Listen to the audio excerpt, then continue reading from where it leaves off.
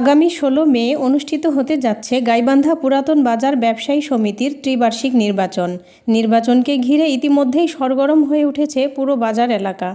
এরই ধারাবাহিকতায় সহ-সভাপতি পদে মোমবাতি মার্কা নিয়ে ব্যাপক প্রচারণায় ব্যস্ত সময় পার করছেন আলহাজ মোহাম্মদ জেলাল মিয়া।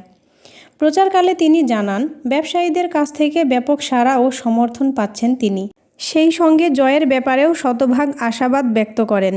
তিনি আরও বলেন, নির্বাচিত হলে বাজারের সকল অনিয়ম বন্ধে কার্যকর পদক্ষেপ গ্রহণ করা হবে। পাশাপাশি পুরাতন বাজারের শান্তি শৃঙ্খলা বজায় রাখা, ব্যবসায়ীদের নিরাপদ পরিবেশ নিশ্চিত করা এবং সন্ত্রাস ও চাঁদাবাজ মুক্ত একটি আধুনিক ও আদর্শ বাজার গড়ে তুলতে নিরলসভাবে কাজ করবেন বলে প্রতিশ্রুতি দেন তিনি।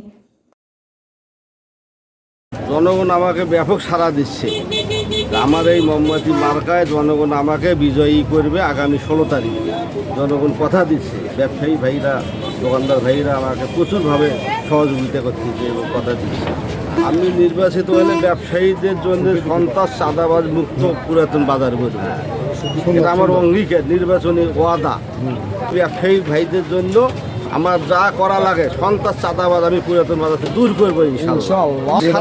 এছাড়া দোকানদার ভাইদের আমরা শান্তি শৃঙ্খলাভাবে রাখবো, তাদের জন্য কোনো অনিয়ম না হয়, তাদের জন্য কোনো কেউ ক্ষতি না করতে পারে, আমি এই চেষ্টাই করবো ইনশাআল্লাহ।